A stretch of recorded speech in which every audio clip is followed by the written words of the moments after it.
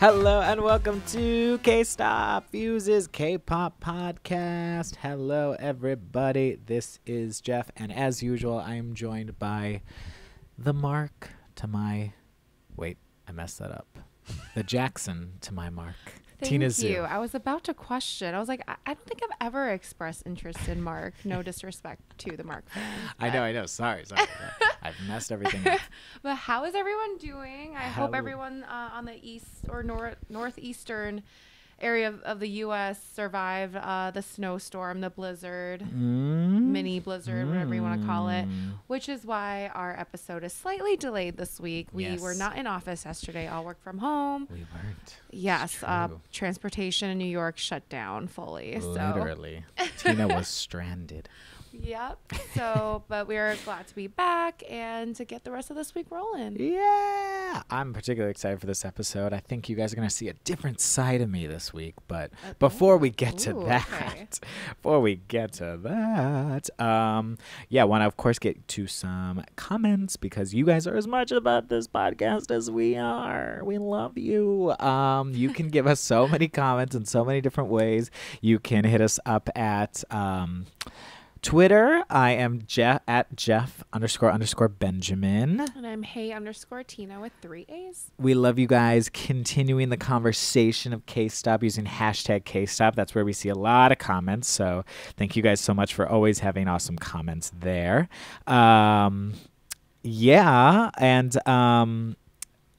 We... I'm going to just read some comments from Twitter. Speaking of which, comments. Love the comments. Yes, love the comments. We got a couple. These are some really great ones, but wanted to highlight some in particular. We got Vancity K-Pop, who's at Rachel_Gray31, RACHEL_GRAY31. Follow.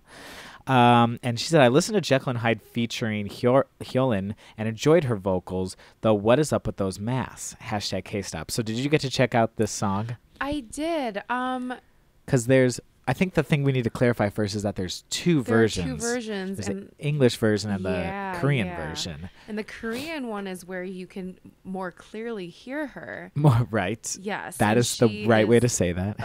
The predominant vocal focus in that song, whereas the English version, she really is just like a backup singer, essentially. Which I still don't totally understand what's happening here, because why is it credited as Justin O featuring Hyolyn of Sistar when she is not the singer in this English version? Or like... It's very misleading and confusing. It is. Because people are going to think that she's the lead vocal, which I don't even know who that is.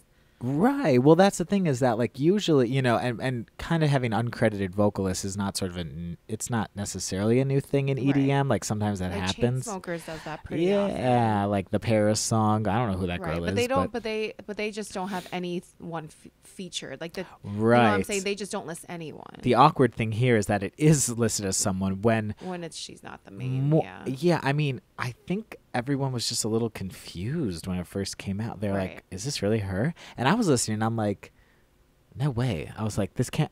This person almost sounds a little British. Right. And I was like, hold on. Right.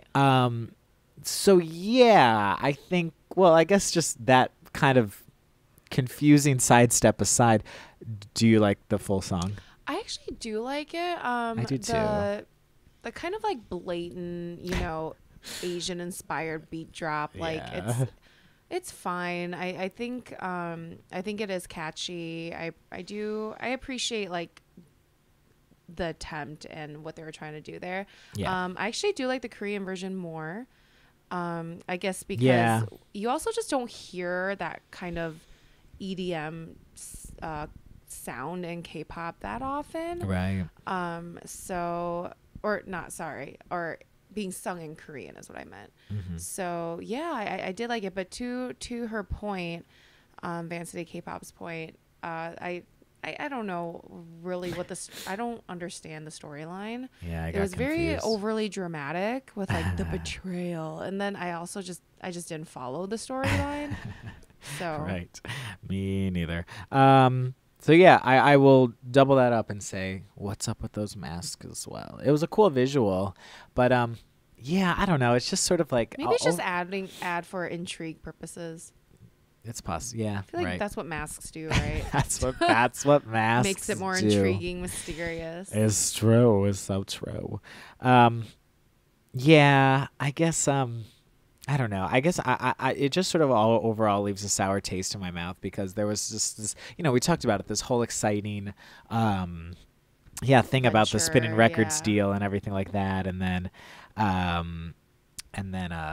it's kind of a little disappointing when the full version came, but maybe it wasn't even we're disappointed because we just didn't like it. We were confused, so we don't even know how to like properly assess it. Well, that's the thing, right? I was even talking to like some other like writers and stuff like that. They're like, this isn't her, right? Like, how do we even write about it? Yeah. Because I even saw it. I don't even know if like Soompi covered it. Like Soompi didn't even cover it, and that's the side I usually kind of always go to for like someone who I can kind of trust with their work. So I don't know.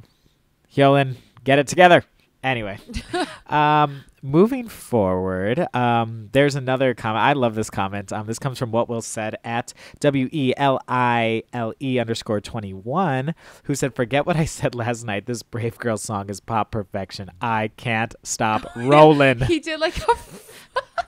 It's regressive but fire. He did an update for us. That was cute. And I agree. Actually, this song really, really did grow on me. Like, I was listening to it like over the weekend. I was just like literally like running through. I was in like Grand Central, which if you know Grand Central, it's a humongous train station on like Saturday or Sunday. I was just like singing it to myself, running around the station. Like, I think it's so happy. I think sonically it's pretty solid. It's just the video, the visuals that were a little off-putting in some parts. But that's this song, hilarious. It is like, just kidding. I can't stop rolling either. So we agree. And then last but not least, when it comes to listener comments, we always ask you guys to vote for your favorite release of the week. Last week, we, of course, reviewed Brave Girls Rollin', BAP's Wake Me Up, and G-Friend's Fingertip.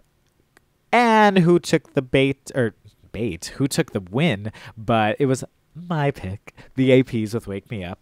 82% of the votes. 82, wow. Yeah, okay. G-Friend came in second with 11%, and Brave Girls came in with an 8%. So right up there. Yeah, I think last week I was kind of lukewarm on everything, so I was just like, okay, BAP's probably gonna win, but I think who did I vote for? I think I voted for Brave Girls. I think you did. I think you did. But yeah. But otherwise, we have a really cool episode today. I'm excited to get right into it.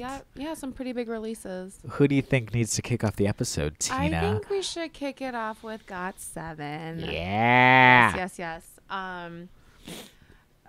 You want to introduce this? Should I introduce? Yeah, well, I'm happy to, because I think I'm feeling you. Well, let me just hold back. You just go. Okay, we'll see if you're right. Well, okay, so this will be our third review, I guess, of GOT7, because this is the end of their flight log trilogy. They've gotten to their destination. They've officially arrived. It's literally called Arrival. It is Flight Log Arrival, the new EP. This follows the full-length album, Flight Log Turbulence, and before that, it was Flight Log Flight Log Departure, yeah. Which was gold. Debatable, but I have struggled to totally connect with these releases. If you're a K-Stop listener, but I have to say I am absolutely loving this release. Wow. Okay, so when you kicked off the episode with, this is like totally new for me, I was like, oh, God, he's gonna say that he loves it. Oh. And I do. Which obviously means that I feel like we are on opposite ends of the spectrum with GOT7. Why? Because this is my least favorite out of the three. Are you kidding me? No, I'm not. I wish I was. What? I wish I was. I don't hate it, but it's not doing it for me. Well, let me get into why I love it. Yeah, do it. Okay, well, I just literally from the beginning, I was kind of like, well, I mean, so we've kind of we saw sort of the R&B mellower side with Departure, kind of an aggressive, like more EDM hip hop style on Turbulence. And then now I really like this electronic, housey, synthy sort of vibe that they're going for. And right from even the teaser, I was like, oh, I'm going to like this. Like, unless it totally switches in between. Sometimes the teasers don't always reflect the actual believe me, song, that's true. Oh, gosh. Sistar. I know, that's right. Sistar has tricked me so many times. But anyway, it's true. I always think of them. But yeah, they... I don't know. I just really, really liked the... I don't know. It just has a really nice progression. It's like... It's got nice vocals. It starts off like slinky and slick and like very like... housey and sort of beat heavy, but then it like goes into this very glitchy chorus of sorts. But I really like that because I think, I don't know, it just kind of, it really worked for me. Like I like that kind of start and stop sort of sound, even though it's a little jarring to listen to, but it's interesting, especially in pop music. I kind of agree. I do like some of the production elements in there.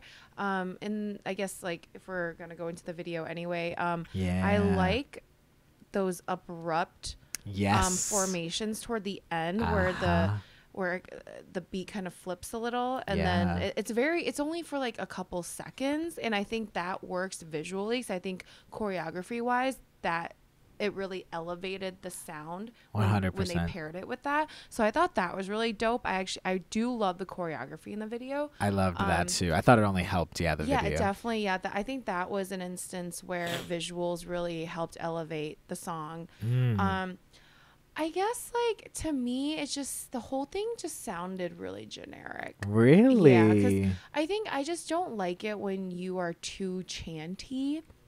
And I thought the song was more chanty relative to yeah, and like even Mark when he was like love or something and he was just like talking and I'm like you're not that you have to sing because like there are plenty of songs out there where it's more it's kind of rap singing or whatever. I just felt like there wasn't a whole lot of it wasn't melodic enough for me, I think, whereas I love the first release Fly because it was a bit more smooth R&B. There's much more melody to the song. I think this one it was just a little too generic for me. It didn't I even now I can't really remember the chorus. Oh wow, it is literally blasting through my head right now. I love when we're on the opposite pages of things.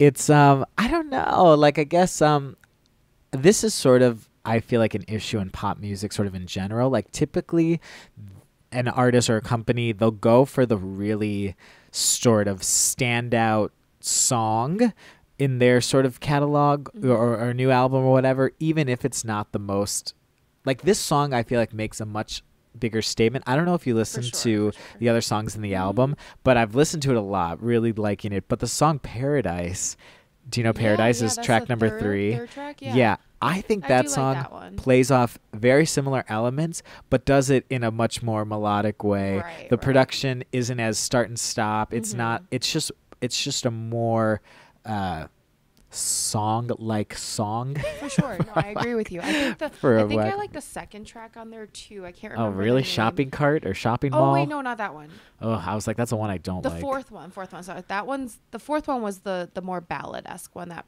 followed Paradise. I think Signs, yeah. I like that one too. I thought it was interesting they followed Paradise with that one because with the juxtaposition there. I agree. I thought, I was almost like, oh my gosh, this should have been the single, but to Paradise at least. Yeah. But I don't know. I kind of get it, like, or I get never ever. It makes like it's a bigger statement piece. Yeah. I just don't know. It rolls off the tongue, kind of. I guess never ever. It's more. Yeah. It's more marketable, I suppose. Yeah, I guess, but I don't know if you've been seeing, but they haven't been doing so hot on the Korean charts, but they've been doing really well in America. I kind of expected that, I guess. I'm really surprised. I really thought they were kind of hitting their stride, kind of as a group. So let's talk about the video then. Yes. Because the video got kind of warpy.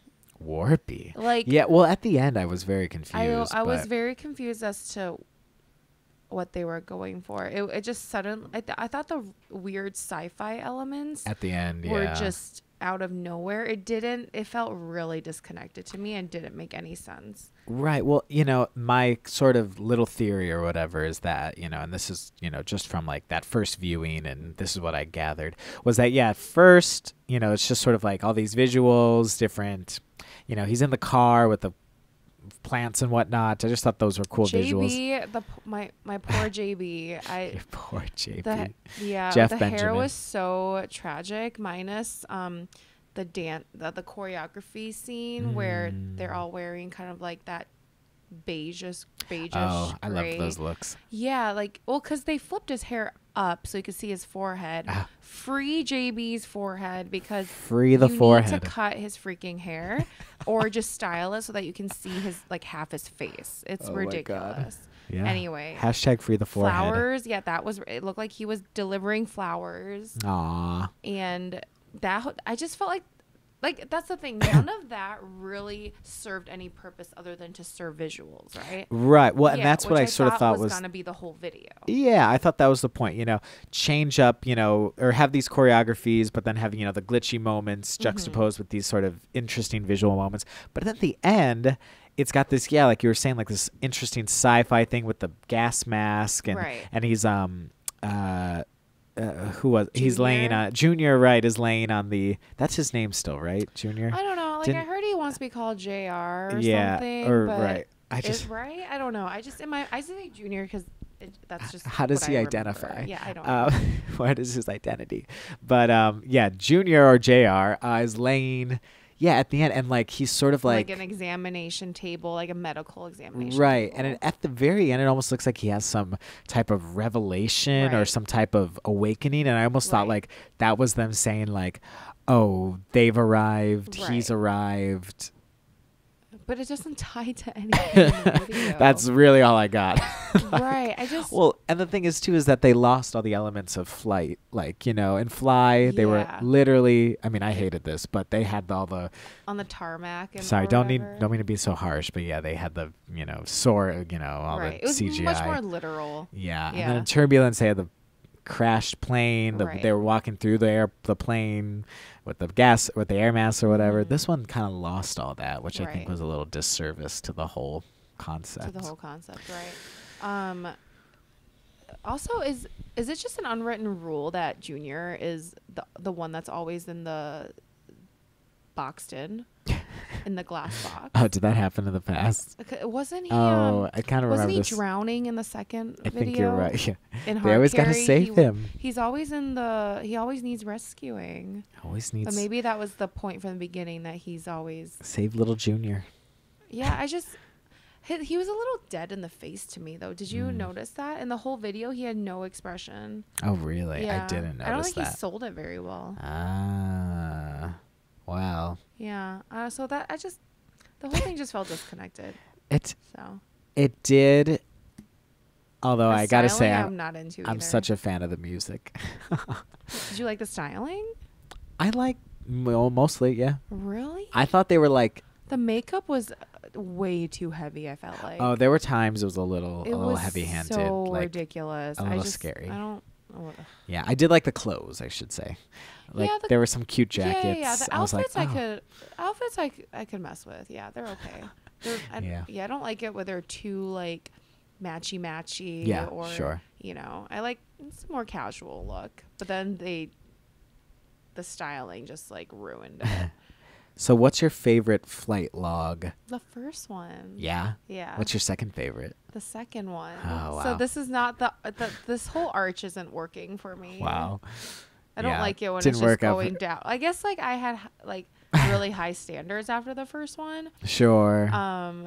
Yeah. But I will say the album, the whole album itself still sounds good to me. I do enjoy their full-length albums. Yeah. I don't think they're a group that drops a single and the rest of it is garbage. Yeah, totally. I agree with this. Yeah. Yeah, I think in terms of favorites it goes Arrival is number 1. Number 2 is Departure, and number 3 is Turbulence. Okay. So I'm all over the board. Right, because I remember like our discussion for Turbulence was that it was a little too BTS, Fire-esque. Yeah, or it just it just felt really out of. It didn't, yeah. I just never remember them ever showing that really aggressive, sort of hard-hitting side. You know, it's a fine track or whatever, but it just felt so out of them when I've kind of known them. I mean, this is a little aggressive too with the whole chanting and stuff, but yeah, I don't know. Yeah. Well, I hopefully though the GOT7 has a pretty big international fan base, so we hope you guys have some comments about them. Yeah. We love talking about them. Who's next on the list? Well, let's move on to a girl group whom we have not talked about before, other than I guess briefly in passing. LOONA. Yeah. They are slowly revealing month after month a new member, right? This thing is crazy to me. I like couldn't keep up with it for the longest time. So they're like under a subsidiary of Polaris, right? Which has like ladies code and things like that. Yeah. So every month they're releasing a new video while unveiling a new member. So I think they're on month number 6 now. Yeah. Something like that. But this video is actually I think 4 or 5 of the members. 4 of the members? Yeah, 4 of the members. Because they're known as LOONA 1/3. Which, refers to the fact this girl group's going to have 12 members. So they have a subunit of a group that's not even fully debuted yet. Yeah. So LOONA 1/3, obviously 1/3 of 12 members, which they're going to unveil 12, 1 for each month at the end of the year. Yeah. Or end of the 12 months. So this one they dropped it a couple days ago. I'm blanking on the title. Love and Live or something. Love and Live. Yes. And it is, I think, both of our first like real impression of LOONA, or well, that's the thing, is that I kept like attempt at listening to LOONA. Well, I've heard so much. I keep hearing about this group, and I kept wondering. I was like, but they haven't even like debuted yet, or like, what is up with this whole thing? Like, why do I keep hearing about LOONA, but I keep seeing one person or whatever? I was so confused about this whole concept. And then like I slowly, with this release, I was like, oh, so their name is LOONA 1/3. Okay, that's interesting. Like, why? But then now I'm realizing it's a subunit of the full group that it has still yet to be unveiled. So wow, it's just like another example of K-pop being very, very complex in their rollout. Like, I mean, but like it's a lot to invest in a group that is very new, obviously like there's no sort of indication that they're gonna sort of. I keep hearing about how they've invested 4 million won, 3 million won in this group, and they've still got quite a ways to go until they see any type of profit. Especially since they're from a smaller label, so that's just. I mean, I guess they're really just pulling all their resources. Yeah, and from what I've seen, like the group isn't really, or at least the what's it called, the albums, the solo albums haven't really been like, doing incredible or anything like that. So they must have some money somewhere, but it's just well, I guess let's just get into this, release. Cuz I don't know. I mean, on one hand, after hearing all this hype, after hearing about this whole huge rollout plan, I was expecting something that was really going to floor me. Right. Unfortunately, I was a little underwhelmed, I will say. Okay. Because That's so surprising, because I feel like sometimes you really go for these really poppy, bubbly Right, tracks. Of course, yeah. I love a bubbly, poppy girl group track, but I don't know, this one, in my opinion, didn't bring anything new to the table. It wasn't really totally special. It didn't. Yeah, no, I agree with you. Surprisingly, I kind of like this song. What? Tina, we are literally flipping everyone on their head this episode. God. No, I'm not saying I love it. I think it's just I didn't know what to expect, and I think I thought I would hate it. Yeah. But the video actually helped. I kind of like this whole Prince of Tennis thing they have going on, where it's like it's very manga influence, the aesthetic, right? It's a little bit kind of what's the word? Like, is it sci-fi a little bit? Where they have like is it? They had the weird they were charging the girl like they plugged her in. Right. So one of the members, I think she had, I don't know what was happening. She had her backpack. She was sitting inside of a classroom, and then she plugged herself in, and she was like connected. Yeah. So there was like some weird kind of like alien-esque storyline that that kind of went over my head. I don't know what was happening, but it really intrigued me. I was like, they're these schoolgirls, of course, schoolgirl outfits, of course, but they're in school, but it was very, like I said, kind of Prince of Tennis-esque, where wait, what is Prince of Tennis? Oh, Prince of Tennis is like a manga. Oh, okay. I thought you just made it up. TV show, and yeah, so I guess like there was like sporty vibes in there. So it wasn't just all just like prancing around in their schoolgirl outfit, which they did do. Yeah. But then they were also like on a random rooftop where it was like regular apartments in the background. Yeah, so right. it felt like an elevated schoolgirl concept where they threw in some really cool elements. I'll give them and kept that. me guessing because it was just kind of weird. Yeah. The thing was weird. I'll give them that. Yeah. So I like that they kind of had this more fleshed out MV concept, that it wasn't just them twirling. Right. You Totally. Because the song is very generic, but for some reason it drew me in. Maybe it kind of it does have that sort of anime aspect to it, that sound, sound and visually. Right. I think if this song were like the soundtrack opening theme to like an anime, I would be down. You'd be down. Yeah. Love and Live. Yeah, I don't know. Well, that is interesting. I was not expecting this either from you, Tina. So. And I thought they were cute. I thought they were really pretty. I think they're very pretty. Yeah, group for sure. And they have one Chinese member in there so far. Oh, okay. I don't know which one it is. But. And then I thought the end of the video was really cute. They had a blooper at the end where they were all just like running in place and passing the little baton to the front. And I don't know if they were doing like some green screen thing or I don't know. But I thought that was cute. Like it made them feel more. It just made them feel more like regular folks. Like kind of humanize them more, not just. Yeah. No, I mean, it was an interesting... more personality. Right. It's kind of an interesting move to, like, start off with your... I mean, they're trying to show a lot from this group before they even come through, like, officially with the debut, which is kind of interesting, like, we're, seeing that even with Card, or something like that, where they're all this pre-debut stuff. But, yeah, I don't know. I mean, I would love to see them kind of keep this up. The sort of like the super robot girl, but still normal girl. That's what I was looking for. Oh. That's the word I was looking for. Couldn't remember the word robot. I was like, they plugged her in. They plugged her in. Yes. That's what it's called. But yeah, no, I think, yeah, I mean, I what I'm kind of curious about is this going to be like LOONA? Is this an indication of LOONA's concept, or is this just going to be LOONA 1/3's concept? Right. And so it's kind of, it's really tough to like, I guess like latch on to something because I don't know what to expect from this group. Yeah. Like as the next is LOONA 2/3 gonna come out and like give us something. They might actually do something like that. Of course LOONA they 2/3 will. Before all of LOONA. Before LOONA also, 3/3. I'm like waiting for. I wonder at what point will my interest fall off, because after a certain number of members, I just can't do it. Well, that's the thing I is that can't handle more than like 9, maybe 8. Well, I love big groups. But I know you do, yeah. But like, I just don't like messy, sort of continuous, aimless rollouts. Yeah.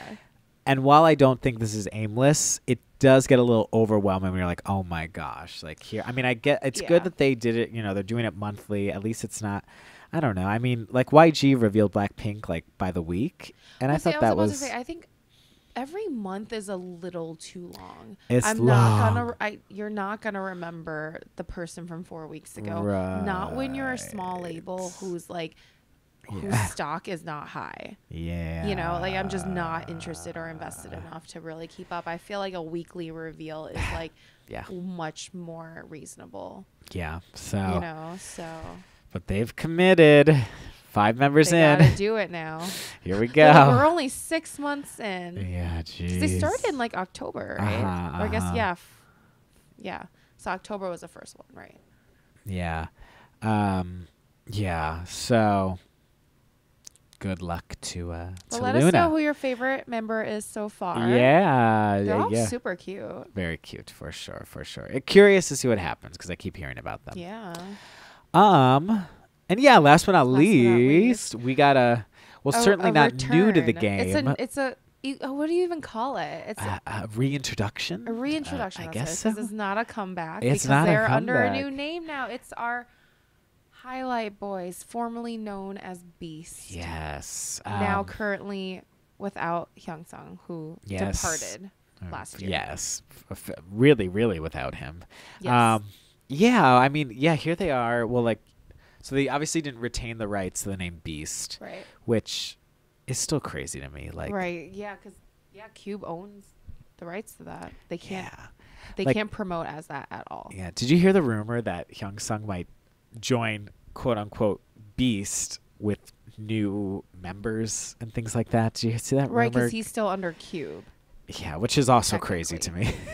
You can't do that. I mean, So what are you gonna call your? You can't keep the same fan club name because they're clearly most of them. I think went to they kept Yeah. with Highlight. Like they're siding with Highlight. it's just all kind of unfortunate. And You can't do that. If you're gonna reintroduce yourself as Hyungsung post Beast, you can't yeah, keep promoting under that. That's whack.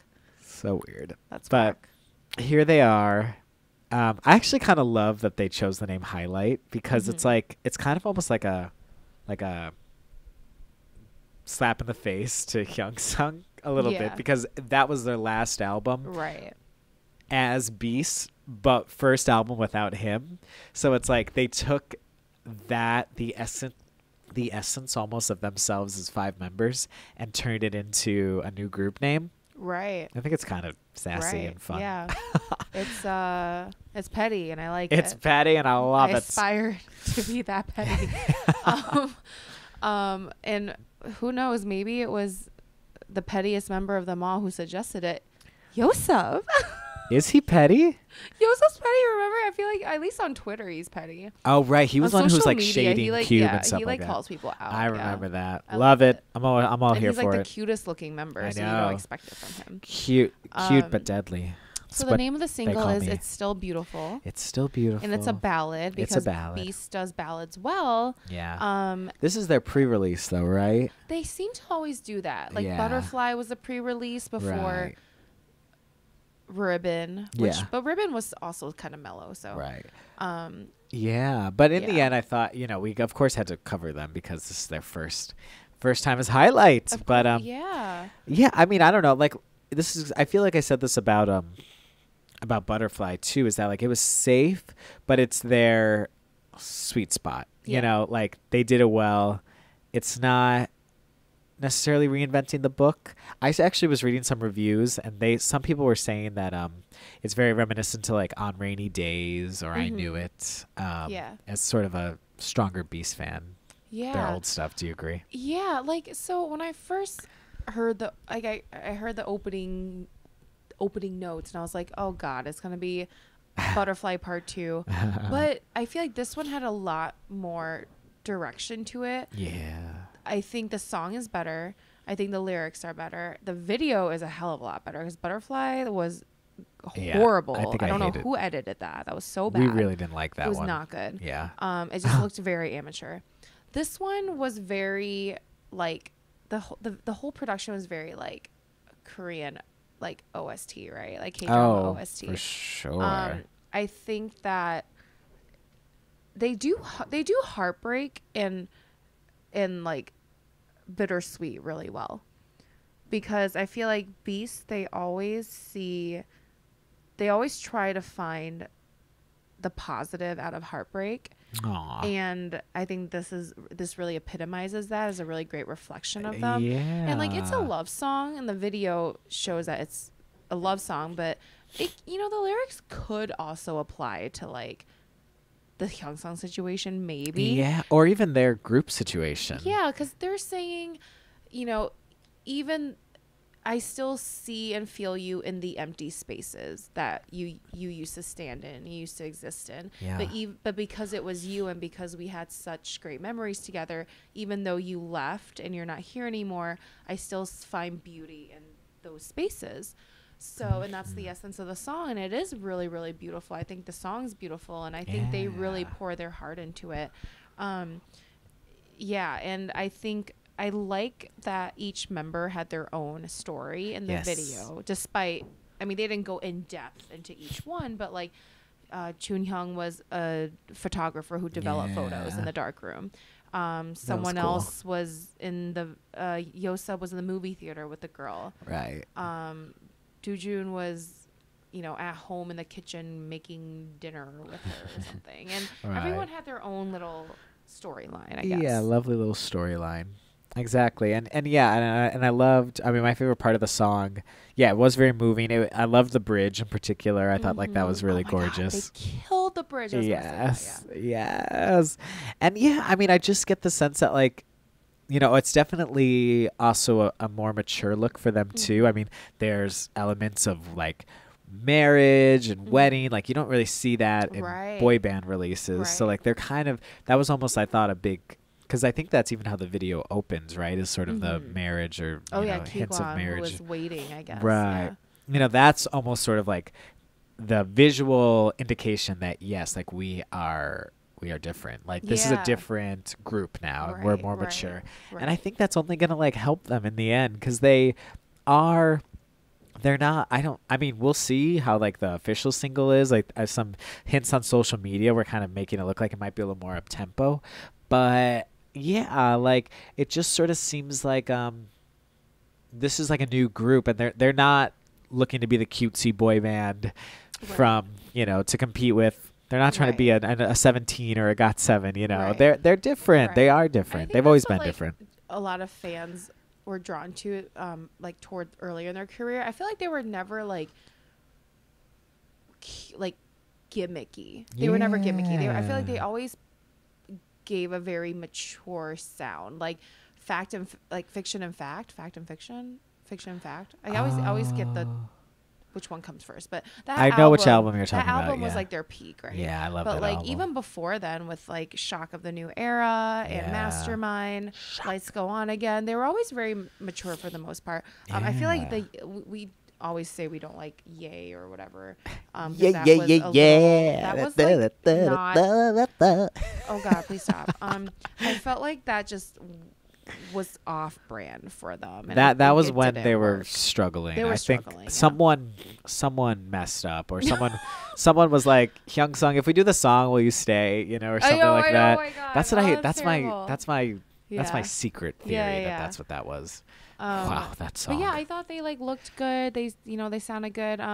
My last bit about the song was I wish the ending 20 seconds were longer. The part where the pace kind of picks up a little, and they're like, and it's Doojun like, da-da-da. Like I can't hum it really, but it's like right after the bridge, and they kind of speed up, and it gets like super emotional, like you came to me in my dreams or whatever, and then it kind of just ends abruptly, like in the video where Doojun's falling, and then as soon as his head hits the table, like I can't remember who was in the bed, but the person in the bed like sits up abruptly, and then the song just ends and the video ends. Yeah. And I guess like it was like a rush, I felt like, where the lyrics were, you came to me in my dreams and I was crying, but you still looked beautiful. And yeah, I just felt like production wise that sounded so good. I wish that was a bigger part of the song rather than the end. Right. Because I felt like I was like, oh shit, they're really getting into it, and then the song ends.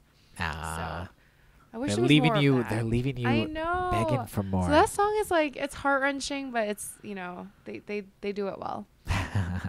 Well, yeah. I don't know. I think it's a cool. I'm excited to kind of hear the whole EP and the whole. Because a teaser I think just came out for maybe the album. Yeah. Or something. So I don't. Is it out like next week? It must be. Yeah. So we'll have to see what's on the docket next week, and. Yeah, I'm excited. But so who's your pick for this week? I gotta give it to GOT7. Oh duh! I don't know why I asked you. All right, I'm gonna give it to Beast. Oh, Highlight. Sorry. Yeah, jeez, calm down. Oh my god. Sorry. Jeez, Tina. I don't know what their fan club name is yet. Do they have? I don't think The they Highlighters. have one. Just That's kidding. terrible. I guess, but I don't know. I guess fans are more or less still referring to themselves as beauties. Yeah. So we'll see. I mean, unless Beast never really does come back, then I think they're safe to use it. So we'll have to see. But of course, let us know what you guys think of these releases. Good stuff to chat about. So let us know. Let's quickly get into the charts right now. We're taking a look at the top 5 K-pop songs on US iTunes right now. Coming at number 5, Hallelujah. It's Paradise by GOT7. Oh my God. So glad the world has taste. My country has taste.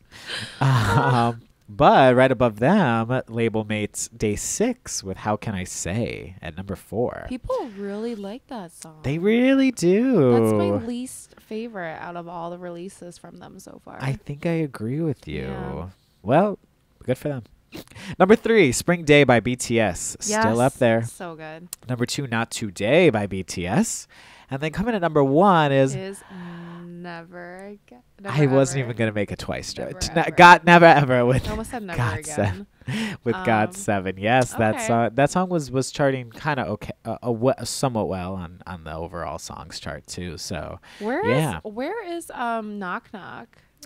Baby, knock, knock, knock. It's in my heart, in my head. It's number 7, actually. Oh, okay. I've been listening. I still like it a lot. Oh my God, me too. I was listening to it all weekend. Like, yeah, yeah, when Sana comes in on that second chorus, it blows me away every time. All right, but we don't have time to talk about Twice as much as I would like to. Because we got. Well, I think this is really pressing, but it's timely. A pressing time. Yeah. Well, I mean, so right now, I think that's just kind of fun and cool to talk about. We right now is the beginning of South by Southwest, a big music festival in general in America nowadays. It's always been a very industry-focused festival. It's kind of grown larger recently, and right now it's celebrating. This year, 2017 marks its 5th year.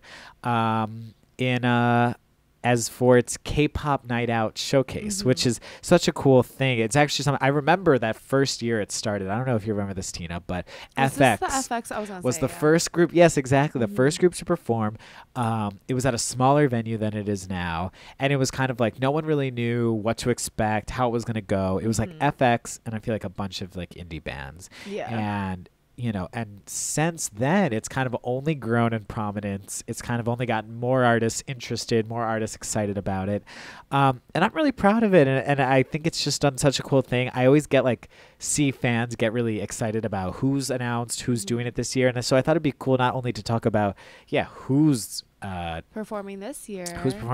But talk about like sort of the legacy in general. No, I can't believe it's been 5 years. I don't know why I was like maybe 3, 4, but that's 5 years. Crazy. And I remember, and this was I guess back when FX was more, I guess early on-ish. Was this like after? What did they release in 2012? So I think it was the first one. So it would actually be 2013 was when. So this was just after Electric Shock, if you remember. Oh, it was that time, but before Rum Pum Pum Pum, which is one of my favorite songs ever. But since then, oh my gosh. I mean, if you can remember, you kind of go through the years. Let's see. Hana, J Park, Epic High, Dean. Zion T was there last year. Zion T, right? Yeah, a really cool amount of groups have all come through. Mamamoo, good call. I forgot about Cran Pop. Yeah, there was. It's like I feel like they usually have a pretty good mix of kind of indie-ish. Yeah, for sure. Whether it's indie punk, indie R&B, or I guess underground, or I don't know. And then also the more kind of pop focused, bigger label artists. Well, and it always feels like it's quite on point, at least with someone who sort of makes sense for that festival. Like for example, this year we have Red Velvet and Hyolyn, and these are kind of mainstreamish, kind of not. MFBTY. My Fan's so Better Than Yours. Hip-hop cover there. Drunken Tiger and Yoonmirae with Busy. Yeah. But like I don't know. Like, No Brain. who Oh, they're are you a veterans. fan? I'm not a fan. I just remember years ago when Big Bang released "Oh My Friend," which featured No Brain, and it was on, I think, was it the Stand Up mini album? I can't remember. They did a bunch of like EPs and whatever, and I think "Oh My Friend" was on maybe the one that came after Haru or correct. I can't remember. Their discography is very extensive, but yeah, No Brain. That was like one of my earlier introductions to Korean punk. Oh, really? So yeah, There's also, I'm not too familiar with them. yeah, though. Galaxy Express is going to be there, also kind of in that punk world. Luna Lee, who kind of has her own. She does like a lot of. Familiar. She does a lot of. These aren't even people. I'm actually just kind of talking about Korean artists in general that are going to be at South by Southwest, but she's going to be there. I don't know if she's actually at K-pop Night Out. Same with Neon Bunny, if you know who Neon Bunny is.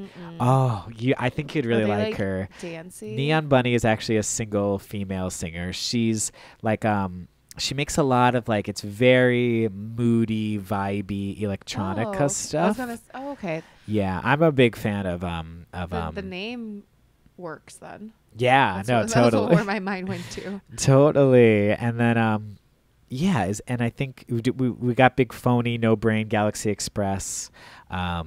All coming for we South, have a pretty K-pop eclectic Night Out. bunch, very diverse bunch. So. I love that.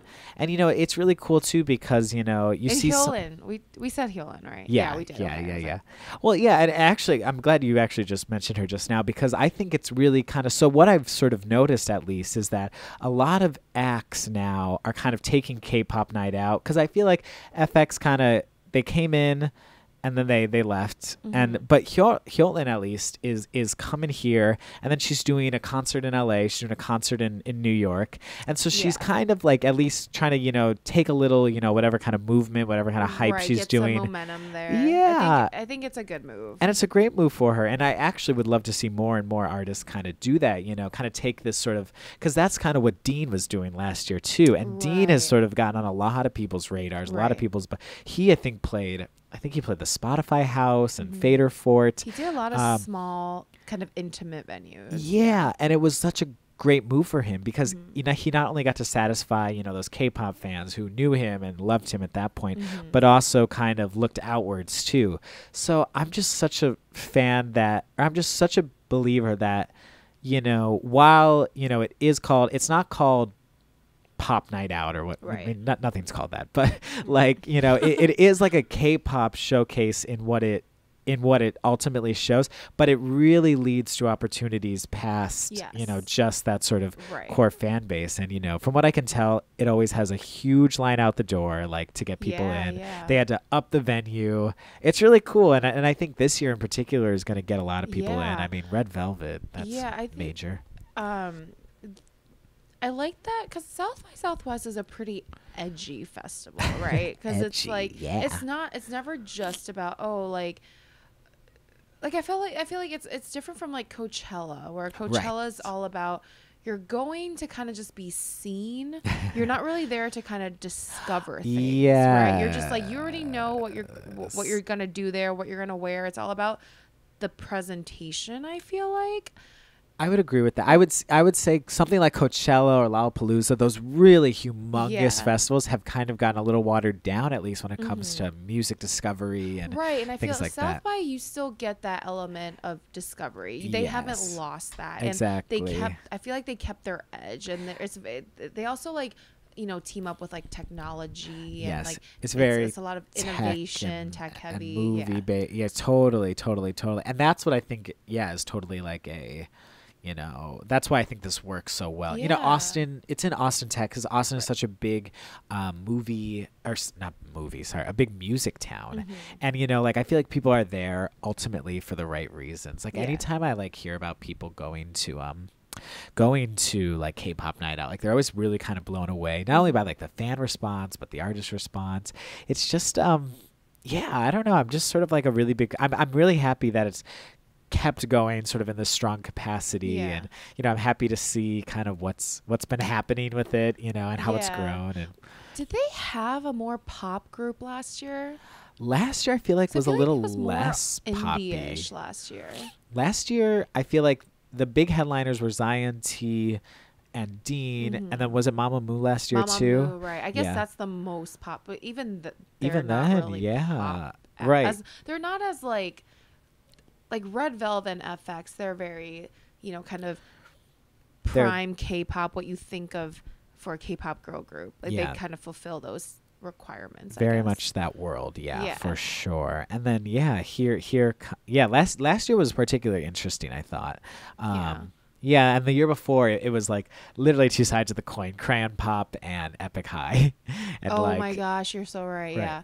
I thought that was interesting. And then do you remember this was really exciting, and I know like K-pop Night Out got a huge boost from this, but the year Hana and Jay Park performed, Lady Gaga, that was 2014. This was its second year. And Lady Gaga showed up in the audience, and she was like watching Hana and Jay Park like perform. Oh, I totally missed that. Oh, that was like a crazy story. I remember. I was like freaking out. That's dope. But yeah, just like so many cool things just sort of in general. And I really would definitely suggest, whether you are a K-pop fan or not, check it out. Like, see something different, see something new.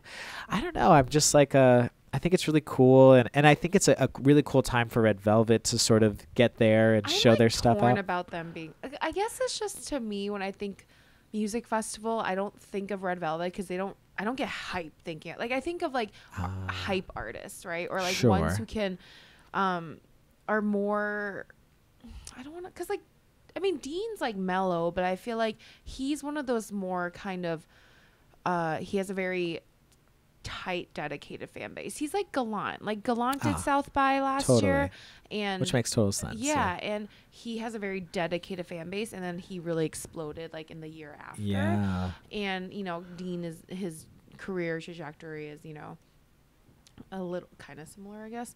I just feel like Red Velvet. Well, I wonder if it's almost them sort of trying to position themselves to do more things, in America or overseas. They still like a grassroots kind of group, They're not like, let me hang out, by the tent and meet fans. That's what I think of when I think of Dean Gallant. They're like much more approachable. But that's different because, obviously Red Velvet is like an SM group. That's not their branding. No, I hear what you're saying totally, because I even remember I have like friends who have been working with K-pop Night Out or whatever it might be, and I remember I guess it would have been 2 years ago with Epic High, they were saying Tableau and the guys were really made a point to actually go out and see different shows and go to see other people, and that I think is really, because I think interaction is key at South by. 100%. And maybe for all we know, maybe they are going to work on that with the artists. Maybe that's like a key point to work on. They're 5 years in, so they got maybe they've learned. They're also, but I understand, because I think that whole concept is very different for K-pop, like very domestic. True. Because very Dean's true. Very westernized. Totally. Tableau. Epic High, Tableau. Clearly they've been in the U.S. often. Right. So I think that whole like, let's just like mingle and be super relatable and approachable. That's not really like. Totally up Red Velvet's alley, so I understand. But maybe it will be. Maybe who knows? Maybe they will, and then that would be very, very chaotic. I would love that personally. They were so fun. I got to meet them at KCON. Their last time in America, I guess it would have been in 2015. Right. Yeah, I can't keep track of like who's on.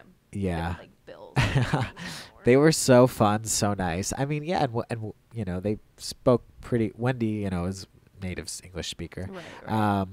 I just think, I'm just, I don't know. I'm really excited and curious to kind of see the response and how it goes, and definitely looking forward to see, what people think. If you guys are at Austin, please let us know. I'll actually be there too myself in Austin. I'm going to try my best to make it out there.